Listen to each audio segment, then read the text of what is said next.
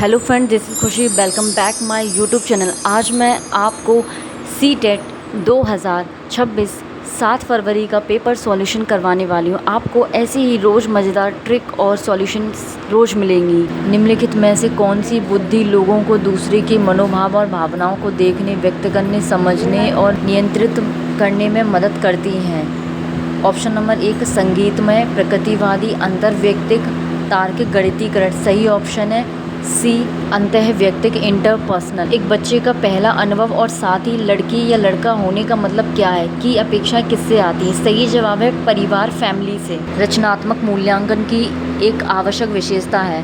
रचनात्मक मूल्यांकन यानी फॉर्मेटिव असेसमेंट शिक्षार्थियों के लिए मूल्यांकन मानदंड का स्पष्टीकरण, वस्तुनिष्ठता प्राप्त करने के लिए मात्रात्मक साधनों का उपयोग, शिक्षार्थियों को सापेक्ष पद और श्रेणियां प्रदान करना, वर्ष के अंत में परीक्षण और परीक्षा। सही जवाब है ऑप्शन ए शिक्षार्थियों के लिए मूल्यांकन मानदंड का स्पष्टीकरण।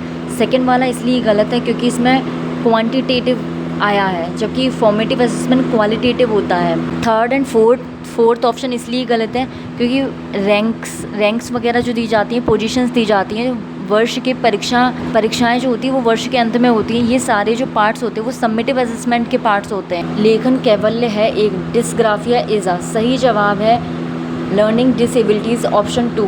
एक शिक्षक को कक्षाओं में प्रतिभाशाली बच्चों की डैश ज़रूरतों को ध्यान में रखना चाहिए। सही जवाब है ऑप्शन 2 संज्ञानात्मक, सामाजिक, भावात्मक। सीखने की अक्षमता वाले छात्रों को पढ़ाने के लिए निम्नलिखित में से कौन से शैक्षणिक दृष्टिकोण के उदाहरण हैं? इस तरह के क्वेश्चन को सॉल्व करने का एक तरीका होता है। जब भी इस तरह के क्वेश्चन को सॉल्व करना हो तो सबसे पहले उस विकल्प को देखिए जो नहीं हो सकता है इसमें। जैसे मुझे ऑप्शन को देखकर समझ में आ गया कि सेकंड वाला, सीखने के मानकीकृत लक्ष्य, स्टैंडर्डाइज गोल्स आर फिक्स्ड नहीं। किसी भी बच्चे के लिए स्टैंडर्डाइज गोल्स फिक्स करना अच्छा नहीं है, नेगेटिव माना जाता है। अब इस ऑप्शन को बाकी ऑप्शन में चेक कीजिए, जहाँ पर सेकेंड ऑप्शन है उसको हटा दीजिए, वही वाला ऑप्शन सही होगा। सही जवाब है ऑप्शन फर्स्ट, यानी कि फर्स्ट, थर्ड, फोर्थ। स्वलीन क्रम विकार के बारे में निम्नलिखित में से कौन सा कथन सही है? इसका सही जवाब है ऑप्शन 4 संवेदी एकीकरण और विनिमय स्वलीन क्रम विकार से जूझ रहे बच्चों की मदद करना। समावेशी व्यवस्था में पढ़ाते समय यह महत्वपूर्ण है कि शिक्षक। इसका सही जवाब है ऑप्शन डी।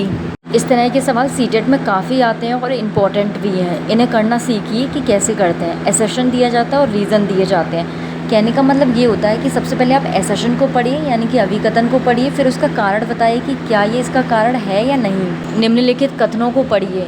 अभिकथन, शिक्षक को कक्षा में मुद्रित समृद्ध वातावरण बनाने के लिए विभिन्न प्रकार के बाल साहित्य शामिल करना चाहिए।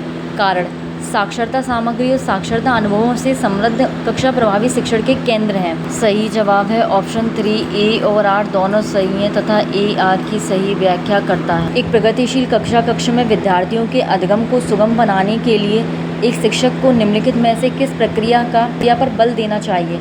चिंतनशील सोच, आज्ञाकारी श्रवण, व्यवहार अनुकूलन, निष्क्रिय रूप से प्रतिकृति। सही जवाब है ऑप्शन ए चिंतनशील सोच। रमन, जो कि कक्षा 4 का एक विद्यार्थी है, एक प्रश्न को हल नहीं कर पा रहा। यह देखकर रमन का शिक्षक उससे कहता है कि उसके मन में क्या चल रहा है। वह उसे बोलकर इस प्रश्न को हल करने की कोशिश करे। इस तरह का मौखिकीकरण है। इसका सही जवाब है ऑप्शन 4 सहायक है, क्योंकि भाषा सोचने की प्रक्रिया को सुगम बनाती है। इस क्वेश्चन का जवाब कमेंट बॉक्स में दीजिए। शिक्षार्थियों की सक्रिय संलग्नता का तात्पर्य है कि छात्र। सही जवाब है ऑप्शन 3 पूछताछ, अन्वेषण और प्रश्न। राधा तर्क देती है कि कपड़े छाया की तुलना में धूप में जल्दी सूखते हैं, इसलिए धूप में उन्हें सुखाने में मदद कर रही है।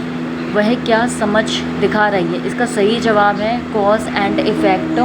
निम्नलिखित में से कौन सा आंतरिक अभिप्रेरणा का उदाहरण है? इंटरेस्टिंग मोटिवेशन, वो जो अंदर से मिलता है। इसका सही जवाब है ऑप्शन फर्स्ट व्यक्तिगत आनंद के लिए कोई खेल खेलना।